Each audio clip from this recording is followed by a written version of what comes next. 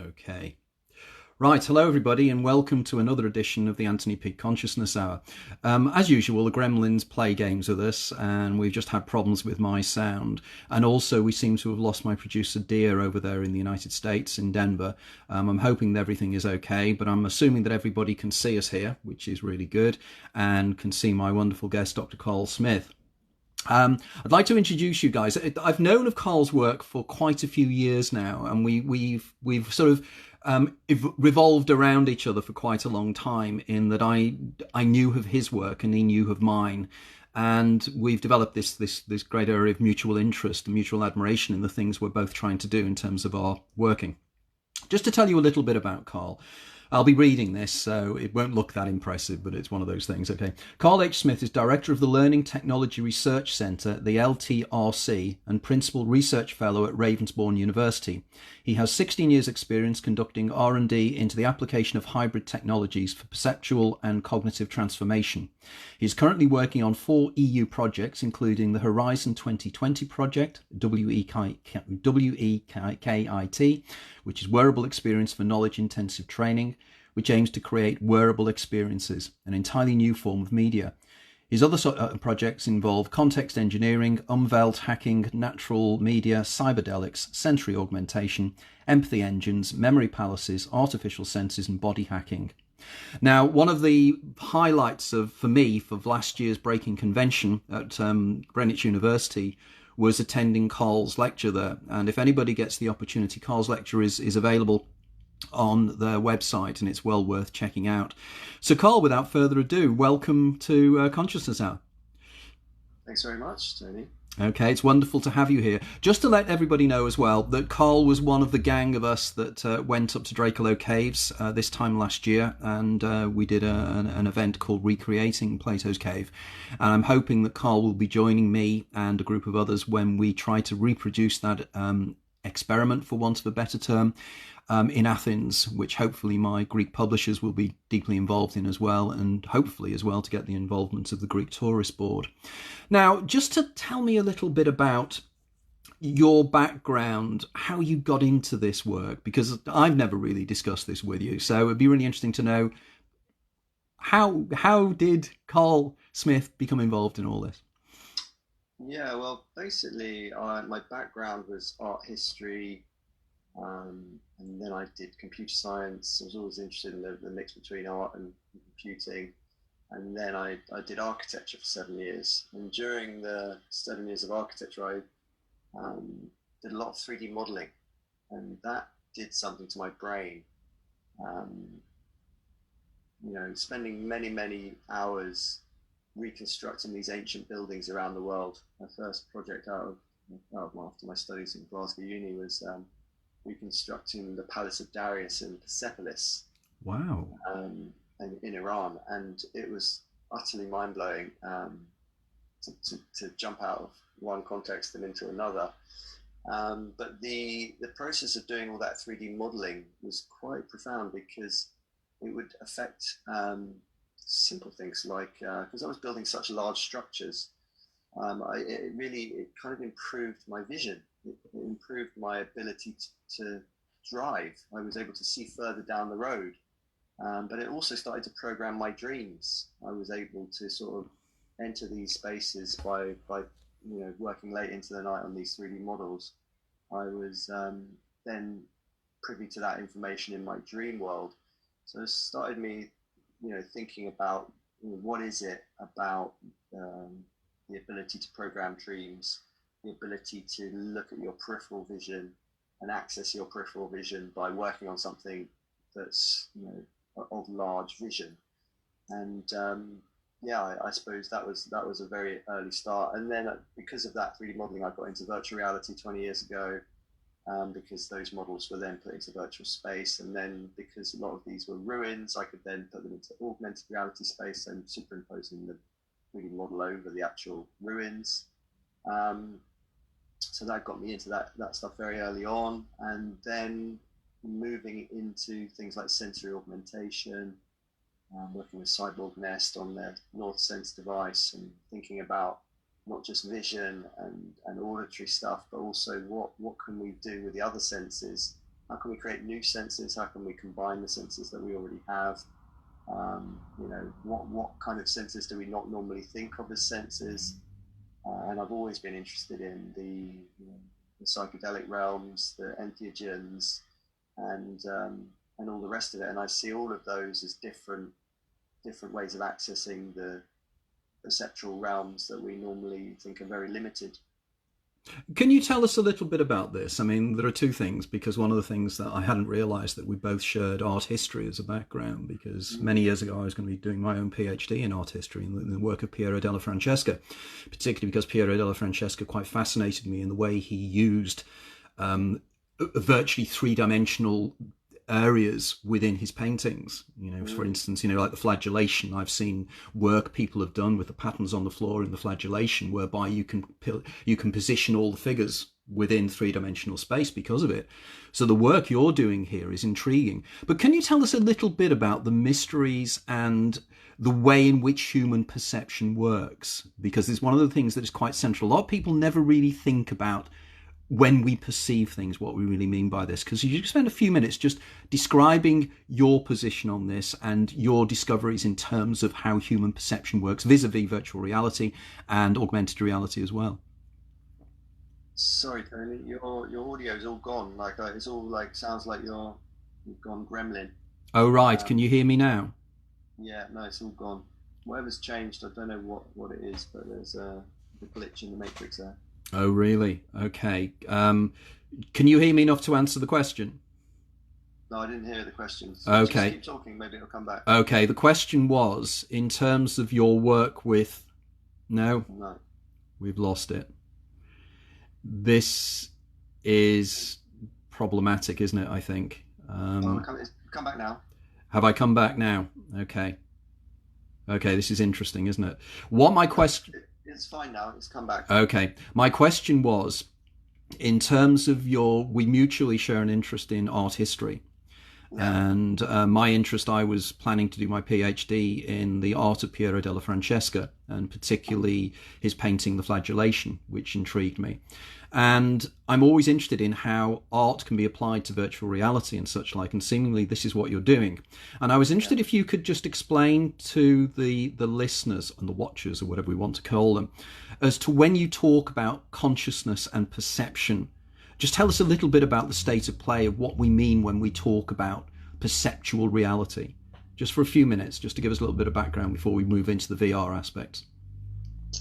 Yeah, well, if we think about the early ways of representing space in paintings, for instance, just to follow on from that theme, it's before linear perspective kind of codified space. We saw many different experiments from different cultures creating their own forms of space in those paintings. And it's very interesting to me, that was part of my thesis, was to look at those different ways of representing space and to think what was lost with linear perspective in terms of perception and in terms of our abilities to represent the world. And it's interesting that when linear perspective was codified in the Renaissance, a lot of artists chose not to use it because they felt as if that they lost something in the translation of bringing that convention into their paintings. And it's super interesting if you think about the fact that all of our media, all of our lenses, all of our cameras are all based on linear perspective, but we don't actually see in linear perspective. We see more in curvilinear perspective, and you can tell that because if you put a meter ruler underneath your nose and you look into your peripheral vision, then the ends of that meter ruler will bend upwards. So what does that mean in terms of our media? So our media is fundamentally flawed, and that means everything, and we do the translation. Our brains, are very adept at translating an image that's created in linear perspective into something that we can cope with. But if we think about virtual reality for a second and think about if we're then putting images into virtual reality that are based on linear perspective, and then we're absorbing into that world, and there's no escape from that world. On our phones we have very small real estate, and it's not so problematic. But in a virtual reality realm, these things become very problematic in our work on natural media. Tony Langford and co with photography are trying to undo that linear perspective, issue at the core of the games engine. So they're actually utilizing the GPU and actually correcting that issue right there. So I suppose that's a nice example of the fact that we are perceiving a reality that is a hallucination. And another great example is out of Bristol's Intangible Realities Lab, David Glowacki and co have created something called ISNIS. And ISNIS, you'd love, Tony, it basically allows you to see what you actually look like in terms of light, in terms of energy. And they've got a physics engine behind their experience. It's a 4-person experience. And they use the mudra, so the thumb being the cosmic consciousness and the forefinger being your individual consciousness. When you connect the two in this VR experience, you create light. So all you see is a piece of light in the VR experience. You just look at your hands, you don't see your body, you don't see anything apart from these 2 instances of light. And the other 3 people are also just represented by 2 dots of light once they create the mudra. And then when we all created our mudras, then the physics engine connects us in terms of using these equations and of the physics. And so you're seeing yourself as light, as matter. And I'm really intrigued by how much of what we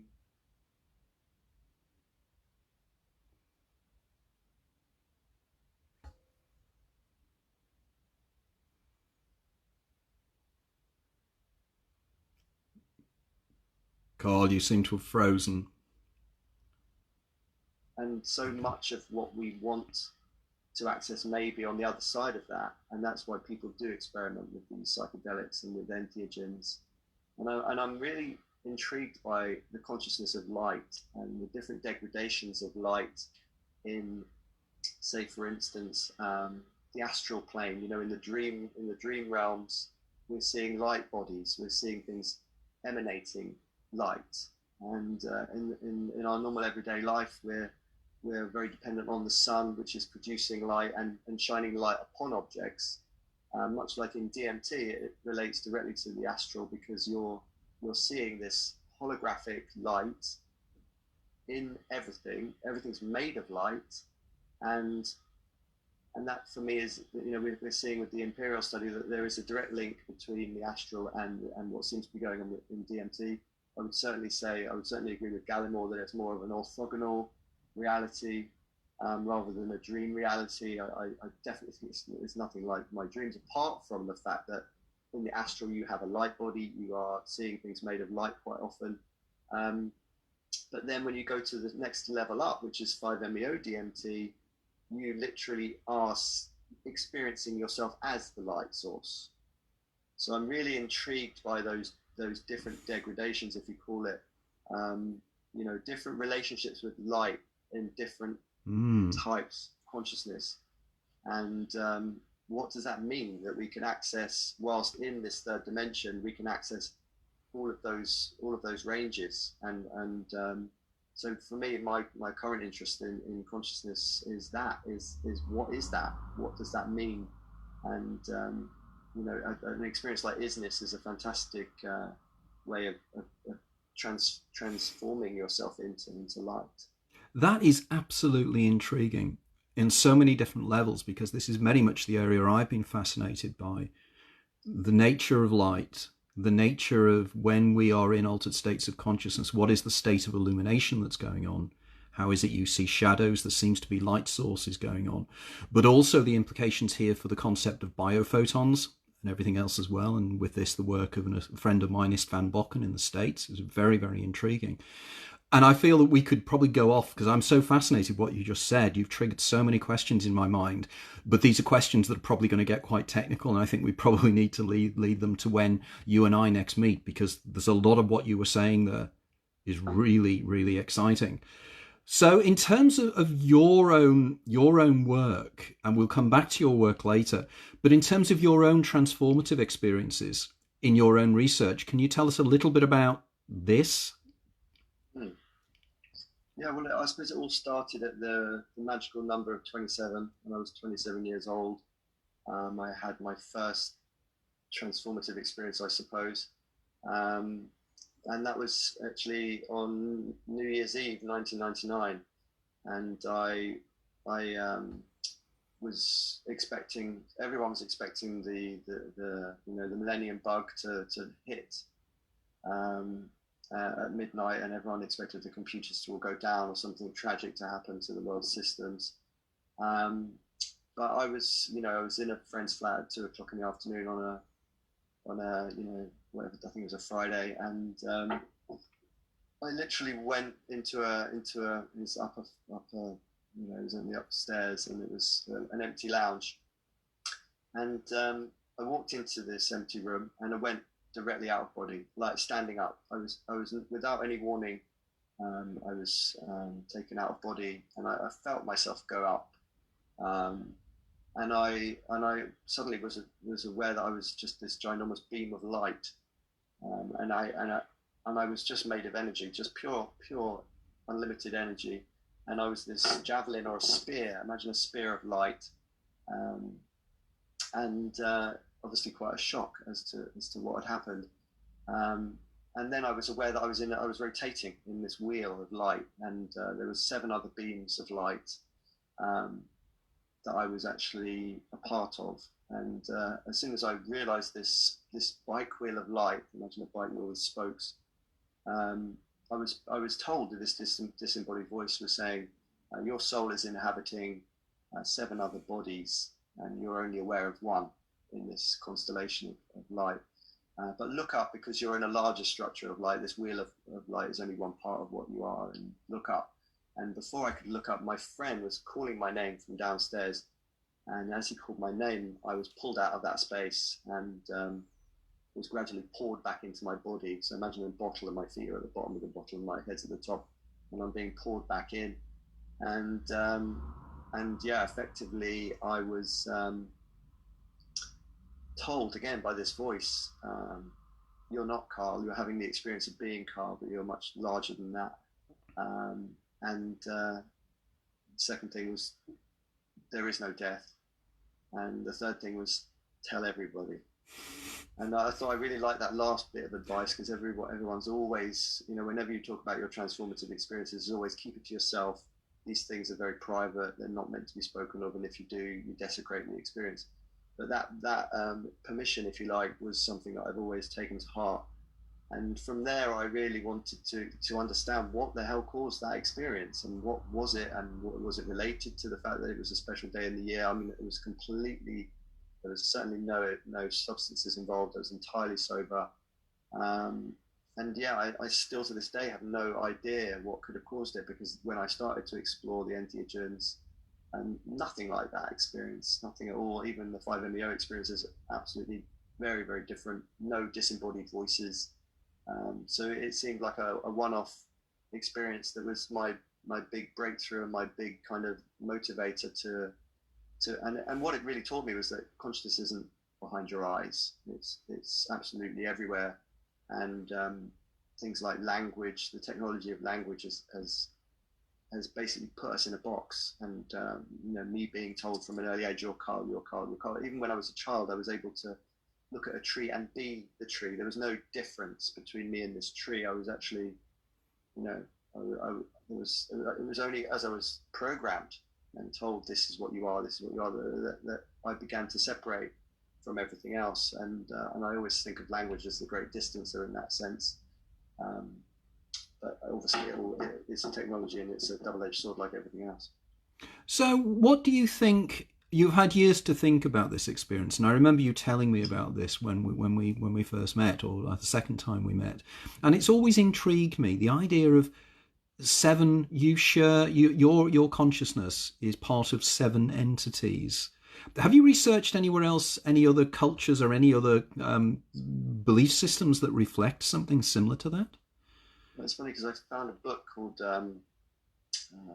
Enoch's, the knowledge book. And in that book, just browsing it course, about how many years ago now. But I came across a diagram, and it's actually in my Breaking Convention talk, with exactly that diagram of what I went through, and it was like this wheel of light with spokes, and it's called the Programming Station of Awe. And I'm far too busy to use this as an excuse, but how I haven't looked into that even more to understand what that could be. But it's it's fascinating, and almost as fascinating as my other really profound one. I mean, I've had many different transformative experiences. Please tell us. Really stick into my mind, which is at the age of 40, I had a life review. I don't know whether I told you about this. I think I've mentioned it briefly in the talk. Please share it. A life review, and I think this was our very first conversation when you were doing one of your talks. There was an open session at the end of one of your talks, and people spoke about their transformative experiences. And I always think, one of the things I've always asked people is not what they do, but have you left your body? And it's always, I've probably asked about 1,000 people, and it's very interesting the results you get from asking people such questions. But my life review was unbelievable, because I experienced my entire life in reverse, and it was absolutely recorded. Everything was there. Like literally every part of my life had been recorded, and I was able to experience it in a cinematic field of view. And what was fascinating about it was that I was no longer, so I was in my current state of consciousness, completely fine, just normal, but no longer living in a forward direction, just having this review. And then I was in a second state of consciousness, or a double consciousness, if you like, of my past. So I was literally watching this film of myself. But what I realized very quickly is that I was able to leave my consciousness in my body and enter anything else in the scene. So the first thing I tried was to become a table, and I went into this table and I became wood, and I had this sort of sensation of being a table. And then I was in a table, I was in my consciousness back then, and I was in my consciousness now. So I was in 3 states of consciousness. And so I was really profoundly amazed that I could go into anything that I had lived. So I had to have lived it in order to have it was only the things that I'd explored in my life. There was no sort of like, I couldn't access anything that I hadn't lived. So, I was able to go into films and become the actors, and go into books and become the authors, and I could go into anybody else and be them and me. So I was able to go into other people, experience like what I'd done to them as them and me at the same time. And I quickly grasped that most likely karma is not some sort of like, abstract thing. When you pass, when you die, you're most likely going to experience what you've done to somebody as them. So you experience it as them and yourself at the same time, and you have this ultimate, way of learning. There's no escaping it. And I think that really was very profound, and made me realize that be very, very careful about how you live your point of view, because that point of view will give you the field of view in the next phase. So it's like, who do you spend your time with that you want to learn from? Because if you spend some time with them for a day, you can access them when there is no time. You said it went in reverse. Can you explain what you mean by that? Say that again, Tony. You said it went in reverse. Your panoramic life review was in reverse. Yeah, so I experienced my entire 40 years in reverse. So I went from 40 to 39 to 38 to 37, and the entire experience lasted, it was real time, so it lasted 40 years. But in our time, it lasted 1 hour. Good Lord. So when it was going, but it wasn't, the imagery was not running backwards as such, but you were experiencing something when you were 40, then experiencing something when you were 39, and then 38. Yeah, that suggests episodic, but it couldn't have been. Yeah, it was episodic. Yeah. Because this reminds me of Philip K. Dick's novel, The Counterclock World, which is quite intriguing if you've read it. It's quite... Okay, worth testing out. And of course, the term you used earlier on, orthogonal time, as well, was very much a Philip K. Dick concept that Philip K. Dick wrote about in his exegesis. But I'm really intrigued in this panoramic life review because clearly you were experiencing, and you experienced right back to what your point of birth. How far back did you go? Yeah, I mean, it was the whole thing. I mean, I remember just getting smaller, and but what was fascinating was that ability to. I mean, I wasn't really the focus. Mm. It was the fact that I was able to enter other people and spend as much time. I mean, there was no time. It was kind of timeless, and it was a place of learning, which made me think that this is, you experience your life in reverse. You experience your life as a life review in order to learn as much as you can. And we talked about this in the summer that maybe we know that DMT is released at death. Maybe there's some time dilation that goes on there. But again, this was another experience without any help from any substances. But it really struck me that I, in both of those transformative experiences, got a clue into the mechanisms of creation, mechanisms of consciousness, and why we're here and what we are here to do. And now I'm very, this is why I write a diary so frequently every day for 30 years, is because I want to make sure that I'm utilizing that knowledge and utilizing that point of view properly. Because it is almost like a novel by Borges here, isn't it? Or a short story by Borges, the idea of experiencing everything in your life and experiencing it from other people's point of view. Because, in my concept of cheating the ferryman, this is exactly what I suggest. At the point of death, there's a release. Originally, I said it was glutamate, but now I think it's endogenous DMT. And that takes you back because everything is recorded. Everything is recorded orthogonally. So, and you experience everything that it's possible to experience.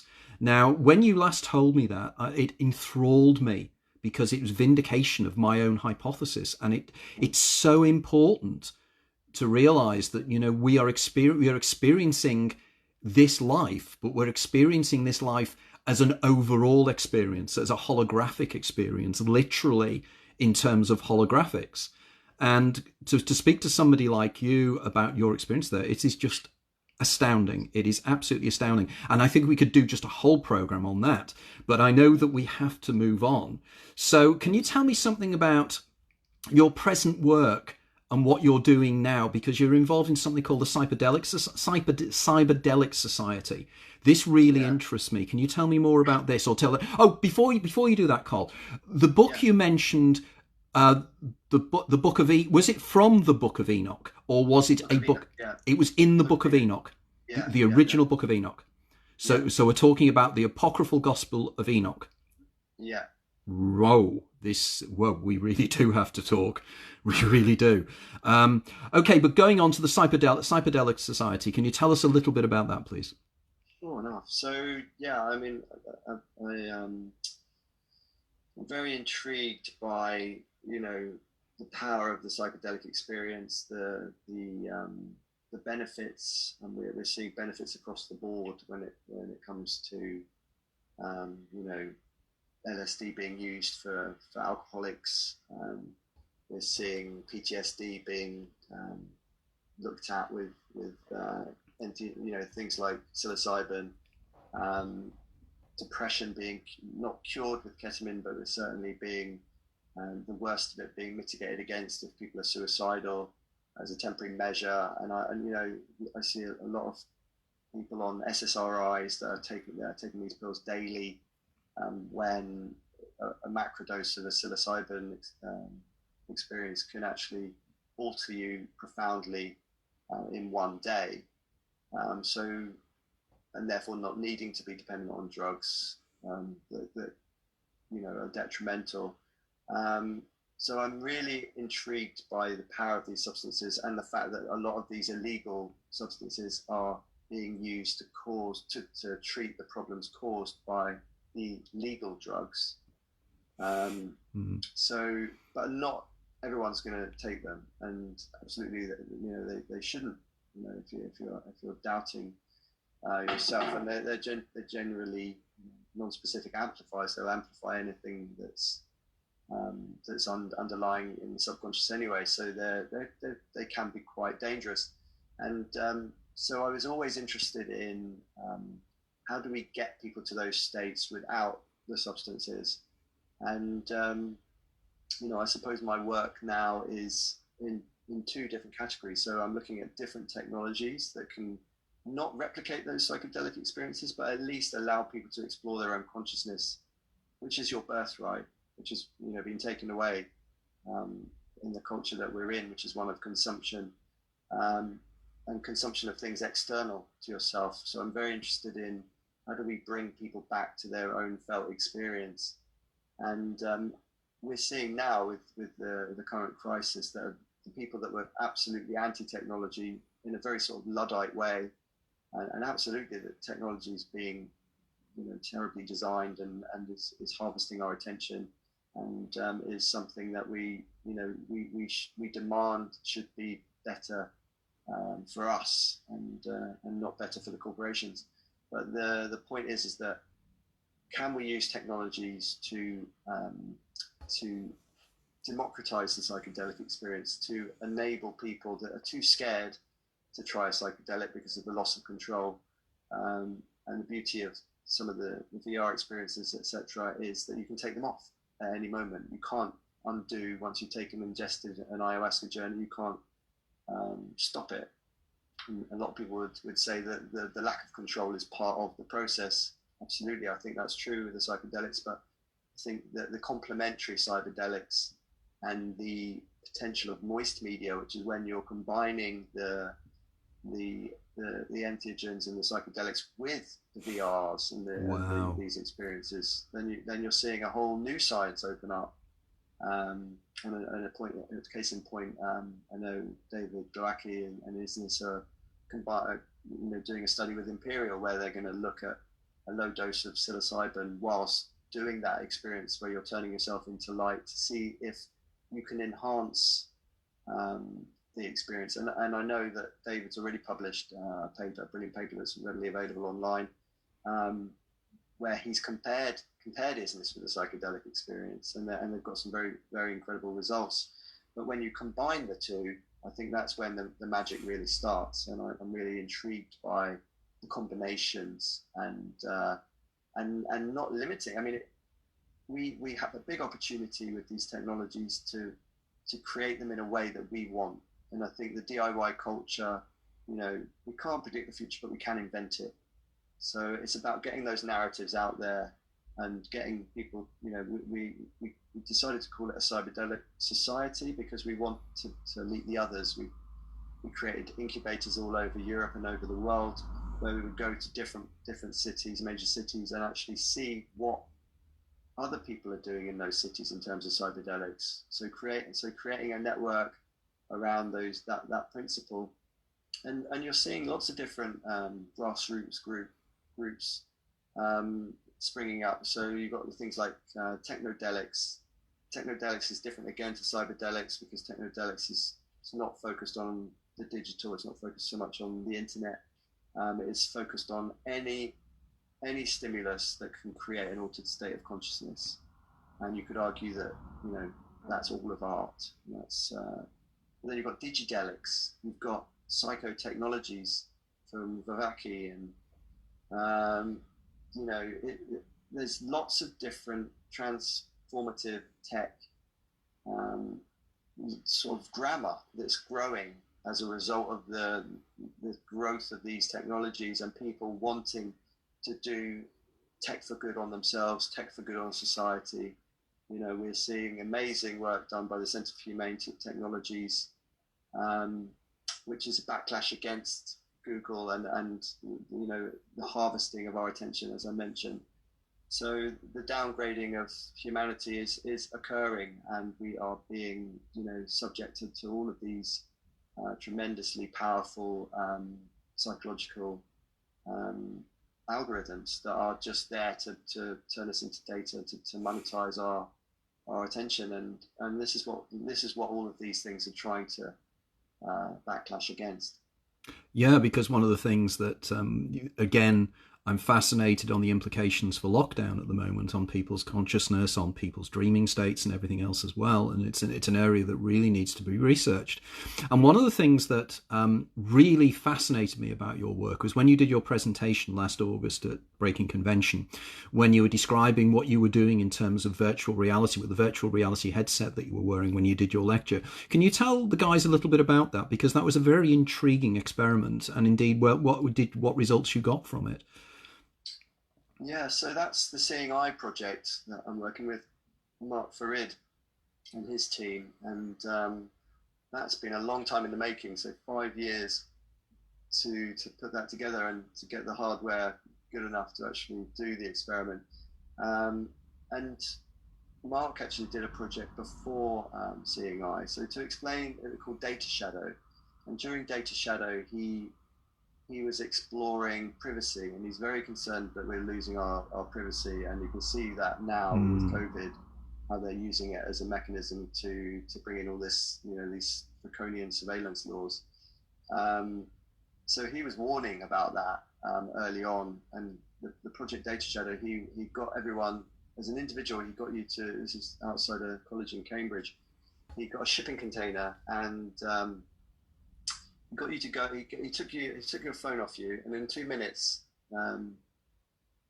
he gave you back your phone and said, "Go in the shipping container." And in the shipping container, he projected on the walls of the shipping container your most secret, dodgy data on the walls, and he was just showing that how there is no privacy, and all of that is easily accessible.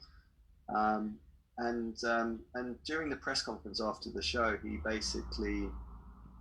was a load of journalists there, and he gave away all of his passwords to all of his social media, his bank account, his phone, just on an A4 piece of paper, which is entirely illegal. You're not allowed to do that.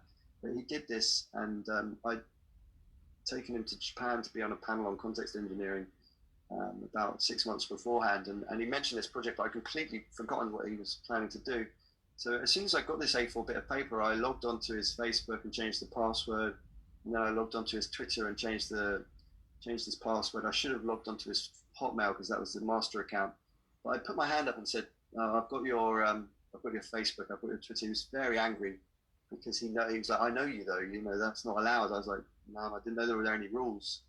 You didn't tell us anything about that." So, but in the pub afterwards, he sort of calmed down a bit, and he was like, "Well, at least give me my data," because he'd forgotten to download his own data. And the second thing he was after was me to look at his Facebook, to look at his Messenger, to see what a person he was, because he'd also created another website where he wanted the people that had got into his social media, to out him, to get his most disturbing data online, so that he could basically be desecrated, so that he could leave that personality behind before adopting a new one in the Seeing Eye project. And what I found really interesting was that I did look at his data, and I looked at how he spoke to his mates, how he spoke to his mum, how he spoke to his peers, and how he spoke to his girlfriend, how he flirted with other girls. And it was like I was inside his head. I was in his subjective state in a way that I would never have access to or be privy to otherwise. And so I thought that was really interesting. And hacking the subjective state, when I was working on a project which is now finished, the WEKIT project, when we were looking at how do we hack somebody's objective state, and how do we use augmented reality to track your head movement, your eye movement, your hand movement, your finger movement, and basically enable a novice to wear the expert using augmented reality. So that was capturing the objective performance. How do we capture somebody's subjective state? So moving on to the Seeing Eye project. In the Seeing Eye project, Mark is going to wear somebody else it was going to be a month, and a month was chosen because it takes a month to form habits. It's now been reduced to 14 days just because it's quite a feat to wear a VR headset for such a long period of time, because it is a bit like staring at a television for that long, and he's not going to be allowed to take it off. And what he's going to be seeing is somebody else through somebody else's eyes. So he won't have access to his own eyes, he won't have access to his own hearing, and he'll be living through the eyes of another. And yeah, there's tons and tons and tons of stuff we could go into on it, but the point is that the practice runs already happened. That's why I was wearing the headset in that talk, because he wore 10 different people in 10 days. So he did it like a day job. So not full time, he wore them for between 10 and 12 hours a day. And he'd be wearing like a 70-year-old woman one day, and then an 18-year-old girl the next, and 8 other people, including myself, just to test it out. And we launched it at Ars Electronica in Austria. And we wanted to see, how he would cope with this new reality. And a lot of my research is looking at the social implications and the social effects and affects of these technologies. And I got interested in the Seeing Eye project because of the hikikomori. And when in 2015, I won a Winston Churchill Fellowship to go to Japan and to study the hikikomori. And the hikikomori are 500,000 young people, mostly men, that have logged out of society and said, that's it, I'm going to stay home, I'm going to just game, I'm just going to be online, I'm going to have my food delivered, I'm not going to take part in the world anymore, I'm just going to literally log out.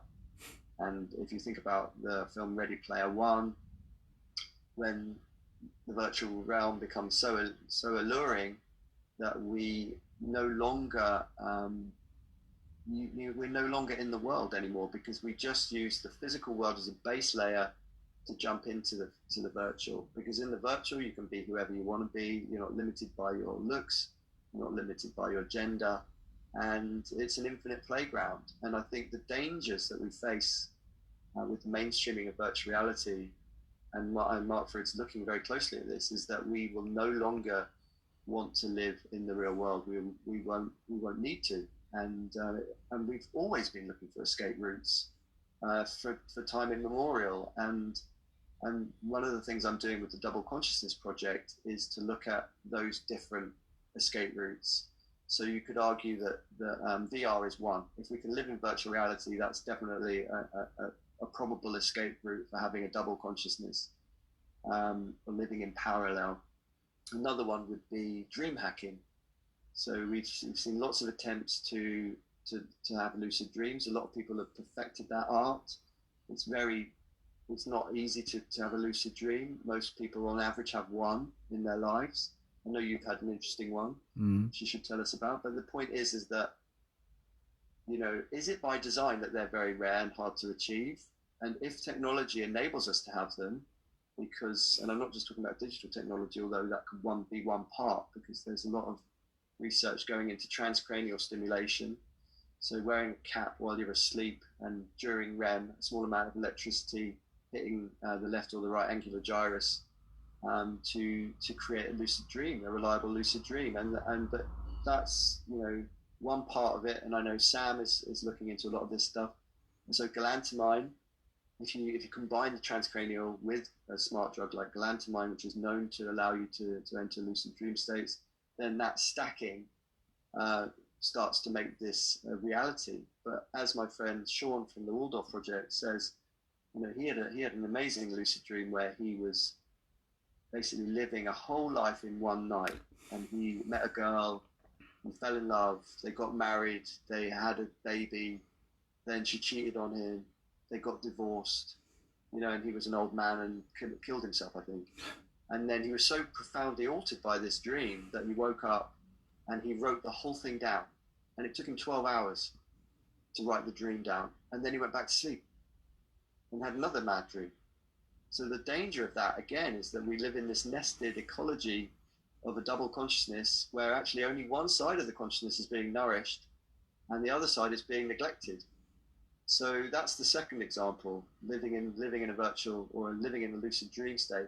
And the third example, and I'm writing a paper on this at the moment, which is why it's so forefront in my mind, is DMT extended, which I know you know about.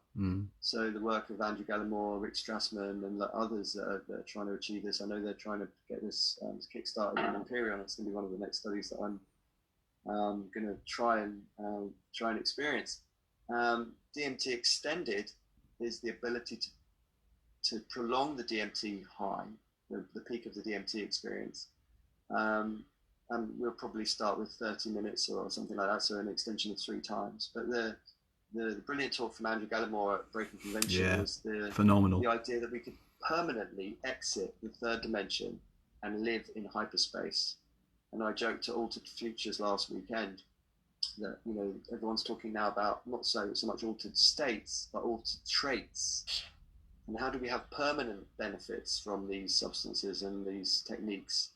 And I joked that, you know, if there was an altered trait to be had, then maybe the DMT extended experiment will create it. And I'm not advocating it at all, but what I'm really excited about is that I see a language in the core of my vision during my NN-DMT experiences, which is very much holographic. It's at the core of the center of my field of vision. It's like ancient and modern hieroglyphs, and it's persistent. It's there all the time, and I'm able to sort of, the more I go into that realm, I can start to remember more and more of it, but it's always there. But if I'm on a DMT extended experiment, I may actually be able to sit there and draw it and bring it back. Wow. So that's what I'm really intrigued by with these experiences. And I talk about double consciousness because I want to nourish both sides of the equation. I don't just want to do what Andrew's saying, which is exit this realm. And he's already looking at waste management and putting people in pods, very much Matrix style. I think that we're here to have a human experience, and there's a reason why we have access to these other areas, other Matrix-like structures of light or realms of light. But you know, I'm very aware that there's a reason why we're here, and I'm very aware that maybe the DMT realm is a death-like realm, or is you in the future. And I know that you were listening to my experience of being in an fMRI scanner, having an experience at Imperial where they intravenously gave me DMT, and the onrush of the entities coming to visit me, and the variety of those entities, all very concerned for me, because I was obviously in a setting that was completely unusual. And the benevolence and the concern for from these entities was so profound and so, so obvious, much more obvious than it had been before, because they thought I was dying. They really thought, you're in trouble here. What's going on? Can we do anything to help? Please don't die. They were showing me visually in some sort of an incredible visualization that I'm immortal. But they were also saying, don't die now because you're in a human form. And I was just gobsmacked that I spent the entire time trying to calm them down. And then I had to go back 2 weeks later. I really didn't want to go back in the scanner because of their warnings. And as I know you've mentioned, Tony, they had warned me not to do this, not to go back in. But unfortunately, I was part of a study, and I would have let Chris Timmerman down and the rest of the team if I hadn't have gone and done the second phase of the study. Interestingly, the EEG failed, so the data was rubbish anyway. But what was marked was that none of the entities came back. It was a same sort of landscape, but completely barren of these entities, because they were like, we told you not to do this. We're not going to come and tell you again because you're crying wolf. And I think what's most likely the case is that when you're doing a DMT journey, you're jumping up into this realm, which if it is true that we release DMT at death, then these are your guides. These are your guides to take you across to the next realm. And if you are just playing at this stuff, and if you're just doing it without respect, and if you're just doing it in a way that is not conducive, then you're going to piss off those guides. And I'm more in the 5-MeO camp, because I think that is death. I think what you access during 5-MeO is death. So therefore, there are no guides to piss off. So I think for me, that's a safer realm, even though it's like climbing Everest and you only need to do it once. So yeah, that was a bit of a long answer to your question. Extraordinary. Absolutely extraordinary and fascinating beyond words. You know, just that description is just unbelievable. And it's the idea. I hope the people, if the people who are watching this now, or the people who will listen to this in the future, realize this is the leading edge of research that's taking place now. This is not a load of guys down the pub. This is academic research taking place at Imperial College in London. This is the real breaking out of our belief systems and our understanding of exactly what reality really is.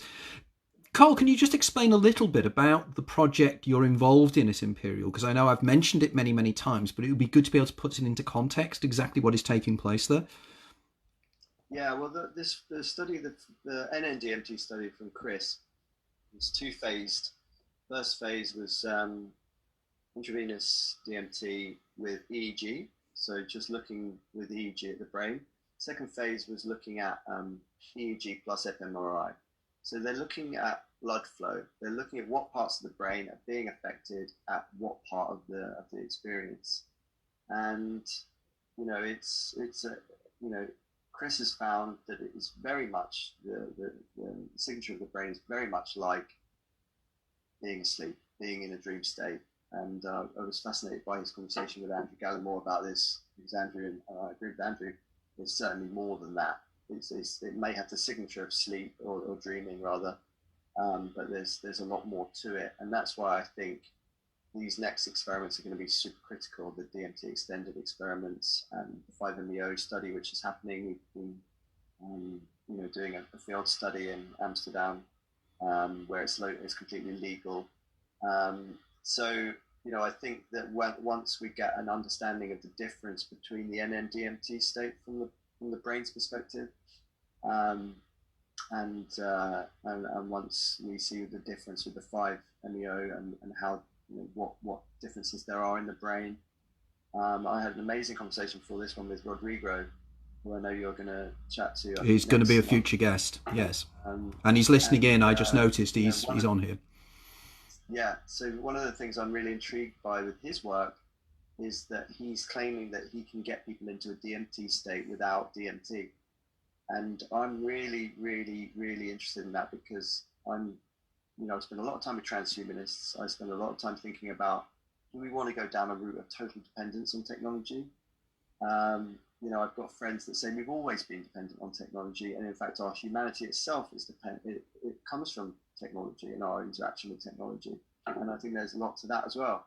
But it's the type of dependence that I'm interested in, and the ability, to use a technology, much like we use the stabilizers on our bike to learn how to cycle. We remove them. We remove the scaffolding after we learn the skill. So if there's a way of looking at the work of Imperial, understanding what brain state DMT puts you in, and then trying your own way, your own technique for getting you to that brain state, and you can then measure somebody and say, no, you didn't have an out-of-body experience, or you didn't have a near-death experience, or you didn't have a DMT experience, because we have the brain data for what that looks like. Yeah. So, if we can use technologies as a way of actually accessing our own innate abilities and to grow our own potential, because I think that we've atrophied all those muscles through the badly designed technologies. Much like the GPS means we have no sense of direction. The spell checker means we never learn to spell. All of those things are very real, and I think that we're cottoning onto this fact that we're going to have the next generation, if we're not teaching them that they have to do these things for themselves, that they use the internet not as something you plug into to do all your cognition for you, but something you go to as a resource when you haven't found those answers for yourselves. I think that it's really a massive education problem. It's understanding that these technologies are so powerful, the virtual realities are so intense because your brain thinks it's happening. Mm-hmm. And one of the things I'm really intrigued with to work with Imperial on is, how do we prepare somebody for an entheogen experience like 5-MeO DMT? Because one of the prices of admission is letting go. And you're not going to just let go with your cognition. It's not something you can think about. I'm going to let go, I'm going to let go. You have to embody it. You have to live it. And I tried this amazing experience called Rick's Plank Experience, which is a VR experience and you go up in a lift. So you're in the virtual realm. You're walking around because you can with the Oculus Quest, which is untethered. You walk into this elevator in the virtual world. You go up the lift, and then the doors open, and you're just looking at a cityscape. You're at the top of this building, and you see a plank in front of you, and your brain's going, "Don't go anywhere near that plank. Don't do it. Don't do it." And the whole point of the game is actually to go on the plank, and then fall off.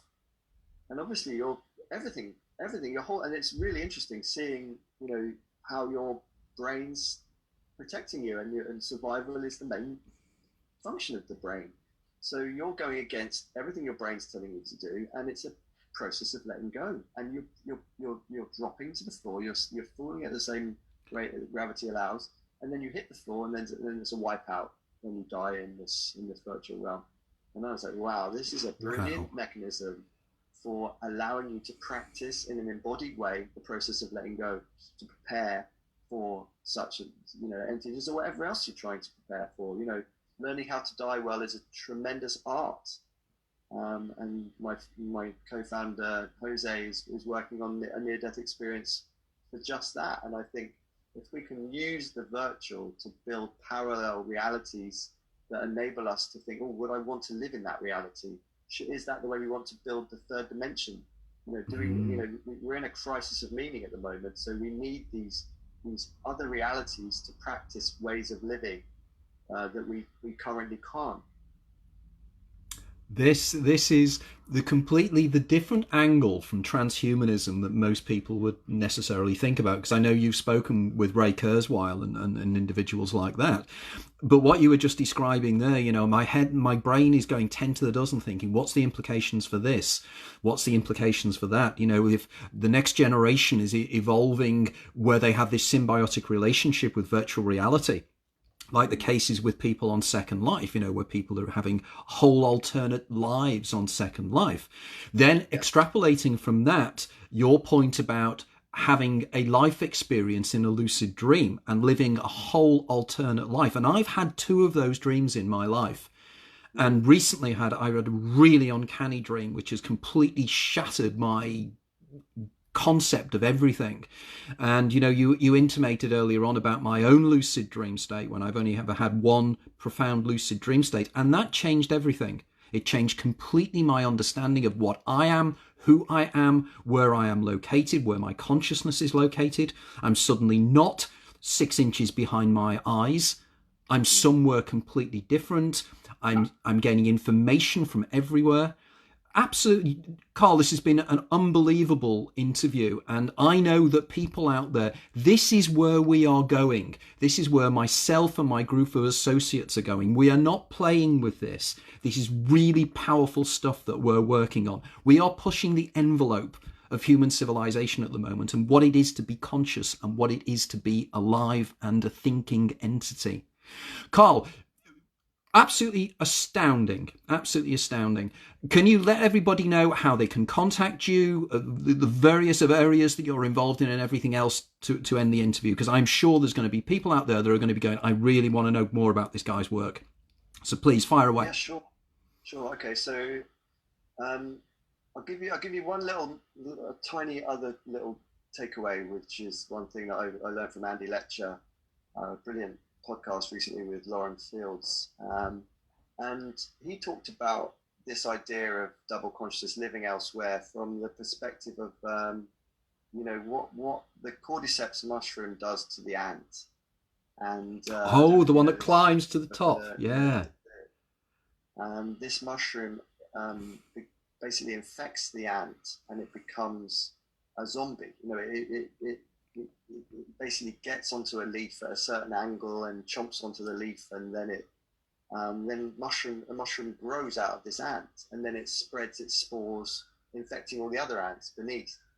And I was intrigued by that, because the ant for a while will carry on as normal, won't know it's infected, will carry on doing anti stuff. So it's having this sort of double consciousness. It's 2 organisms living in one space. And obviously it doesn't end well for the ant, and you could argue it's not a real form of double consciousness, because not both sides of the equation are not being nourished at the same time. But then he started talking about the symbiosis of what's happened to the human as a result of psilocybin, and the fact that we're kind of in service of the mushroom, because wow. we've gathered sort of 200 different psilocybin mushrooms. We know what they do to our consciousness, and in turn they're transforming our consciousness. So we're spreading them, and they're spreading our consciousness. And I think that is an actual example of double consciousness, because both are being nourished at the same time. So I'm just going to leave you with that. In terms of contacting me, feel free to add me on Facebook. I use it as a blog for all of these ideas, and you can just find me as Carl H.Smith on Facebook. Cyberdelicsociety.com. Feel free to join us on there. We're also going to start an academy, Holotechnica Academy, soon, which is basically looking at those stacks, those combinations. So moist media, how do we combine these different techniques to create recipes for consciousness augmentation. Technomancy.club is going to be a new link that I'm going to start up soon, which is all about, so technomancy is the combination of magic with a K and technology.